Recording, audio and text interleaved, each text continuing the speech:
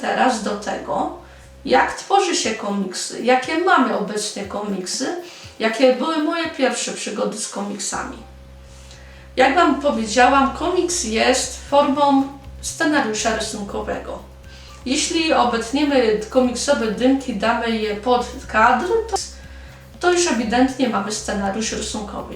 I ja właśnie zaczęłam rysować komiksy, jak już na samym starcie tego filmu powiedziałam, jako scenariusze rysunkowe. Na samym początku mojej przygody z komiksem było tak, że oglądałam ulubione animacje, a potem zapamiętując, jak wyglądali najważniejsi bohaterowie z tych filmów, w formie komiksów rysowałam kolejne odcinki tych seriali. W pewnym momencie jednak doszłam do wniosku, że nie jestem w stanie bardzo dobrze odrysowywać nie swoich postaci, więc zaczęłam bardzo nieśmiało rysować swoje komiksy. I tutaj już zapewne domyślacie się, że mówię o komiksie Największy Skarb Świata, który był moim pierwszym komiksem. Najpierw rysowałam go na kartkach w zeszytach, potem na blokach, a potem znów na blokach, tylko w kolorze, a nie czarno-białe. I tutaj właśnie prezentuję Wam jedne z nowszych komiksów z tej serii. Jest to właśnie odświeżona wersja przygód Rosicy Urszuli, a właściwie epizod, jak ona wróciła do miasta po latach. I ten komiks jak został wykonany, bo to może być podpowiedź dla Was, gdybyście chcieli sami zacząć rysować komiksy. Pierwsze komiksy rysowałam w zeszytach, ponieważ jednym z najgorszych rzeczy do narysowania odręcznie w komiksie jest narysowanie kadrów. Mówiąc obiektywnie, tych kwadratów, gdzie będziemy mieć naszą umowną stopklatkę. Mówię umowną stopklatkę, bo ja już po prostu głównie siedzę teraz w filmach, więc zamiast mówić komiksowe kadry, zaczynam mówić czasami stopklatki. Więc mamy kadry, czyli te właśnie kwadraciki. Też spotkałam się z nazwą szoty, jeśli chodzi o scenariusz rysunkowy. I w tym kwadracie mamy bohaterów. Jeden kwadrat oczywiście, potem mamy kolejny, który popycha jakby historię dalej. Ten komiks tutaj właśnie najpierw został narysowany w formie na brudno, gdzie ołówkiem i dużą linijką rysowałam sobie kadry. Dopiero potem poprawiałam to i ciemnym długopisem, cienkopisem rysowałam naszych bohaterów. Następnie te czarno-białe komiksy w takiej formie zostały zeskanowane na komputerze i pokolorowane w programie The Gimp. Bo forma ostateczna tego komiksu jest właśnie pokolorowana już na komputerze. Żeby łatwiej było czytać, to w przeciwieństwie do moich starych komiksów oczywiście dialogi dodawałam w kolejnym programie. W programie, w którym dodawałam dialogi, to akurat był Corel. Ponieważ potem chciałam wydrukować te komiksy i trzeba było je także odpowiednio przygotować pod kątem kolorystycznym do druku. W tej nowej wersji, tak jakby to odręczne, ale pokolorowane na komputerze, mają tylko jeden tom, ponieważ potem zaczęłam skupiać się bardziej już na robieniu animacji znowu. I chichot, czy kiedy stworzymy film animowany, możemy zrobić na jego podstawie komiks? Oczywiście, ponieważ film animowany, tak jak dobrze wiecie, jest pełno podobnych do siebie obrazków, więc poszczególne stopklatki możemy łatwo zamieścić na stronie, która każda stopklatka będzie właśnie jednym kwadracikiem, czy tam trójkątem, ponieważ te nasze kadry niekoniecznie na planszy muszą być kwadratem. I potem oczywiście tworzymy dymki i w dymkach dajemy dialogi bohaterów. Ja oczywiście mam także u góry takie kwadraty, które są didaskaliami, czyli wstępem narratora do akcji lub czasami podpowiedzią, że dany kadr już odnosi się do jakby wydarzeń, które miało miejsce na przykład godzinę później.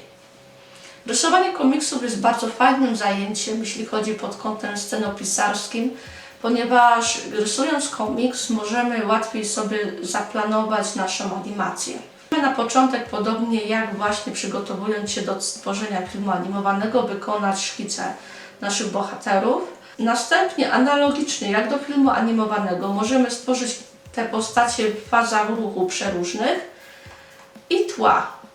A potem na kartce papieru oczywiście komponować ten komiks, tak żeby na konkretnym tle pojawiał się nasz bohater. W przeciwieństwie do animacji, komiks zajmie nam troszeczkę mniej czasu, bo jak dobrze wiecie, tu trzeba wykonać jeszcze więcej faz ruchu naszych bohaterów. Komiksy możemy rysować całkowicie odręcznie, możemy je rysować na komputerze, a możemy również, jak pokazałam to na przykładzie tego pierwszego komiksu, łączyć techniki. Ja jestem oczywiście najbardziej skłonna obecnie za łączeniem technik, ponieważ no właśnie organizowanie tych kadrów na kartce zajmuje mi troszeczkę dużo problemu, a istnieją programy komputerowe, jak na przykład Kirita, która ma w ogóle szablon swój, na przykład właśnie komiks japoński, gdzie otwierając ten szablon mamy tak naprawdę puste kadry, czyli mamy puste kwadraty, gdzie możemy właśnie już w tych kwadratach rysować naszych bohaterów, dodawać dymki komiksowe.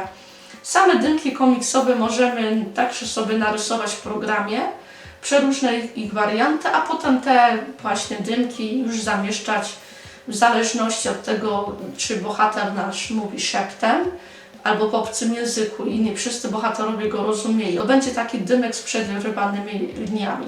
Jeśli nasz dymek, czyli tutaj te chmurki komiksowe mają błyskawice, to znaczy, że nasz bohater mówi podniesionym głosem, jest zdenerwowany. Jeśli jest to taka łagodna chmurka bez błyskawic, no to mamy oczywiście zwykłą wypowiedź, a jeśli zamiast dzióbka, który sugeruje, że to się jakby wydobywa ta wypowiedź z ust bohatera, nie mamy dzióbka, tylko mamy takie obłoczki, możemy to uznać, że to są myśli w naszej postaci. Są to oczywiście najbardziej proste dymki komiksowe. Mamy oczywiście wariant, gdy na przykład w komiksie w dymku zwykłym mamy dwa dzióbki zamiast jednego, no to jest to wypowiedź, że na przykład bohaterowie mówią coś i jednocześnie to samo mówią. Na przykład przekrzykują Ewka, Ewka, chodź tutaj i mówią to na przykład dwie postacie. Na tym wideo oczywiście również możecie zobaczyć, jak ja właśnie rysuję naszą bohaterkę Kingę w różnych wariantach. I obok Kingi są właśnie te różne rodzaje dymków komiksowych, o których przed chwilą wspominałam. Mówiąc Kinga w różnych wariantach, to zapewne szybkie tylko przypomnienie, że chociaż na początku tej historii, jak Wam opowiadałam, komiks narodził się w Stanach, to obecnie możemy oglądać komiksy tworzone w różnych krajach. Najbardziej znanym, charakterystycznym komiksem jest bodajże, ja to mówię, komiks belgijski, czyli to jest komiks choćby taki jak Smurfy, gdzie bohaterowie są rysowani jako takie bardzo okrągłe postacie, troszeczkę jak bałwanki. I to jest właśnie troszeczkę ten komiks, ta Kinga, ta pierwsza. Potem jest taka historia, że narysowałam Kingę już tak bardziej po mojemu, a niektórzy mówili, że moje postacie przypominają troszeczkę komiks azjatycki, więc niby takie bardziej wyraziste, niby większe oczy, na pewno już bardziej szczegółowa postać. W podobnym wariancie jest trzecia Kinga, tylko ona już jest bardziej taka w stylu kreskówkowym, jak te amerykańskie kreskówki, choćby Pora na przygodę.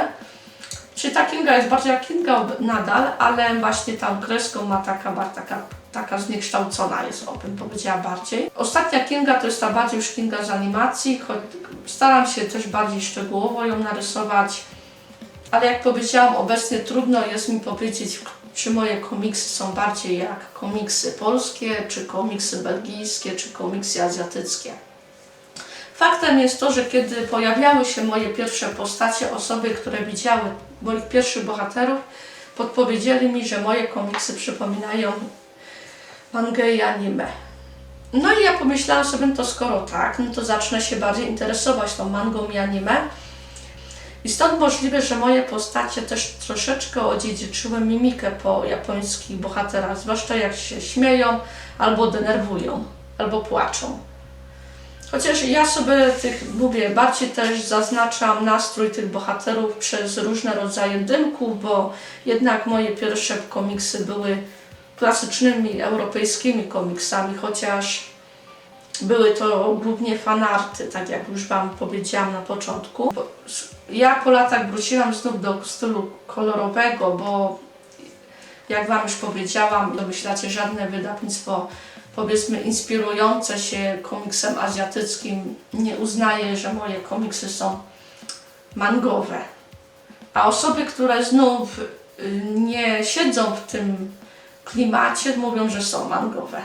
Finał tej historii jest oczywiście taki, że głównie teraz wróciłam do tworzenia komiksów jako scenariuszy rysunkowych, a w zasadzie scenariuszy rysunkowych, żeby tylko na szybko na kartkach móc sobie zarysowywać różne ujęcia, kadry. Myślę, że wrócę do rysowania komiksów jako po prostu sposobu na przedstawienie Wam losów bohaterów z moich nowych animacji. Uchylę Wam tak rąbka tajemnicy, że planuję zrobić nowy film animowany, który będzie wyglądał bardzo podobnie do klasycznej animacji, ale będzie już realizowany na komputerze. To znaczy mam zamiar użyć wszystkich programów graficznych, jakie znam, które są dla mnie w miarę czytelne. Jak zapewne się domyślacie, choćby rysując dzisiejsze ujęcia do odcinka komiksowego, na przykład te szkice właśnie z Kingą, o których wspominałam, one są pokolorowane w Corelu, bo samo rysowanie w ogóle szkiców w grafice rastrowej jest dla mnie bardzo dużym wyzwaniem. Wiem, że taki sposób operowania kolorem niekoniecznie każdemu może się spodobać, więc ja pracuję nad tym, żeby jednak grafika wektorowa w połączeniu z tym, co jestem w stanie wykonać w grafice rastrowej, fajnie wyglądało. A w zasadzie dawało iluzję, jakbyście oglądali stare nasze animacje ręcznie robione, tylko ta animacja będzie na komputerze. Nie ukrywam, że jest pewne studio japońskie, które jest dla mnie inspiracją do robienia animacji. Myślę, że w kolejnych odcinkach z cyklu Już to animuję zdradzę Wam, co to za studio i dlaczego. Ale dzisiaj jesteśmy przy temacie komiksów, więc na pewno zrobimy nowe komiksy, bo będziemy robić nowe animacje i na podstawie animacji będzie można zrobić komiksy. Tak jak w przypadku komiksu Nieoczekiwana zmiana, które mogliście też zobaczyć w tym filmiku. Gdy mówimy o komiksach, kiedy ja już tak wspominałam Wam o Belgii, o Stanach Zjednoczonych, to dla uczciwości należałoby również wspomnieć o Polsce. Jednym z najfajniejszych komiksów, który też był po części inspiracją do tego, żebym ja zajęła się swoimi postaciami, były utwory pana, mówię o sobie, Papcio Chmiel. Pan Papcio Chmiel, autor właśnie cyklu o przygodach Tytusa de Zoo, czyli szympansa, który pragnął być człowiekiem, i jego harcerzy przyjaciół. Te komiksy były dla mnie również inspiracją do tego, żeby móc iść troszeczkę w swoją stronę. Jedna z czarownic z cyklu właśnie Największy Skarb Świata ma fryzurę jak bohaterowie z komiksów Papcia Chmiela. Kojarzycie, która to postać? Dla osób, które nie znają tych komiksów, podpowiadam, że czarownica Ewa to taka blondynka, która ma czasami genialne pomysły, jak się dowiecie w najnowszej przygodzie, którą właśnie mam zamiar zrealizować. Zobaczymy, czy mi się uda jako serial, czy jako właśnie animacja dłuższa, którą być może zobaczycie zimą jeszcze tego roku. I ta blondynka ma właśnie troszeczkę z bohaterów Papcia Chmiela. Innym komiksem polskim, który warto znać, jest oczywiście Kajko i Kokosz, ale ten komiks swoim stylem rysunku przypomina mi komiksy francuskie i belgijskie.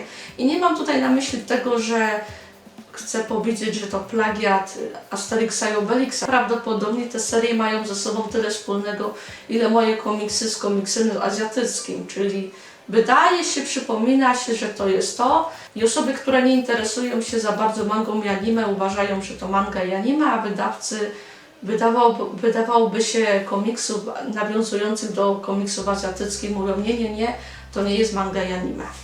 I stąd paradoksalnie właśnie już zostałam bardziej w rysunkach jako animacji, aniż w komiksie.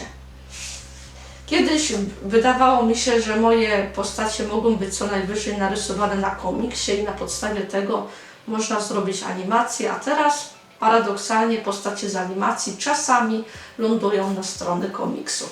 Gdybym jednak miała powiedzieć dalej coś o japońskich komiksach, to wydaje mi się, że gatunki typowe dla komiksu azjatyckiego, takie jak na przykład Okruchy życia, byłyby świetne u nas w Polsce. jako gatunki do adaptacji. Ponieważ mamy na przykład nasz słowiański bestiariusz, który równie dobrze mógłby się spotykać ze zwykłymi śmiertelnikami lub moglibyśmy łączyć fantastyczne motywy z realizmem, z relacjami, jakie zachodzą pomiędzy postaciami ludzkimi i tymi z tych innych światów. Moim zdaniem idealny gatunek do przeniesienia na nasz grunt. Kiedyś ktoś powiedział, że Polska powinna być drugą Japonią. Wiem, to niezbyt poważnie to brzmi, ale może chociaż chciałabym kiedyś wierzyć, że staniemy się może kolejną kolebką fajnego europejskiego komiksu.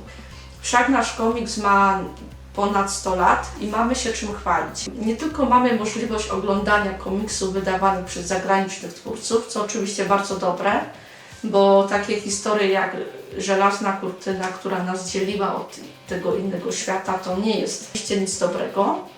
Ale także nie zapominajmy o tym, że mamy także zdolnych swoich rysowników i chętnie kupujmy ich komiksy. Nieważne, czy to komiksy będą nawiązywały do niby mangi i anime, jak w moim przypadku, czy będą to zupełnie inne kierunki artystyczne, o tak to powiedzmy. Więc w tym odcinku to już tyle ode mnie. Zapraszam Was do oglądania kolejnych odcinków z cyklu Justa Animuje i podejrzewam, że to wyszedł bardzo długi film, więc bardzo Was gorąco zachęcam do tego, abyście udostępniali ten film dalej, podawali, komentowali. Możecie oczywiście mi napisać w komentarzach, co powinnam poprawić w kolejnych moich wideo. Najprawdopodobniej, kiedy zastanawiam się, gdzie mam kamerę, to się bardzo rozglądam. Staram się z tym walczyć, lepiej i gorzej, ale przede wszystkim skupiajcie się niekoniecznie na mojej twarzy, co może bardziej na tym, co ja tutaj Wam opowiadam i co Wam pokazuję obok siebie lub kiedy mnie w ogóle nie widać na filmach, taka moja też podpowiedź, gdyby to było bardzo irytujące. Więc dobrze, to na tyle już z mojej strony, bo temat bardzo obszerny i w zasadzie nie opowiedziałam Wam jeszcze wszystkiego. Może i kolejne odcinki będą o komiksach albo o na przykład gatunkach filmowych. Zachęcam Was do tego, żebyście dalej oglądali filmy z cyklu Justa Animuje i widzimy się kolejnym razem. I oczywiście po tym odcinku, skoro już wyjaśniliśmy sobie, jakie są komiksy i jak można do tego podejść w kwestii artystycznej, to możecie oczywiście rysować swoje komiksy. Gorąco do tego zachęcam. Pa!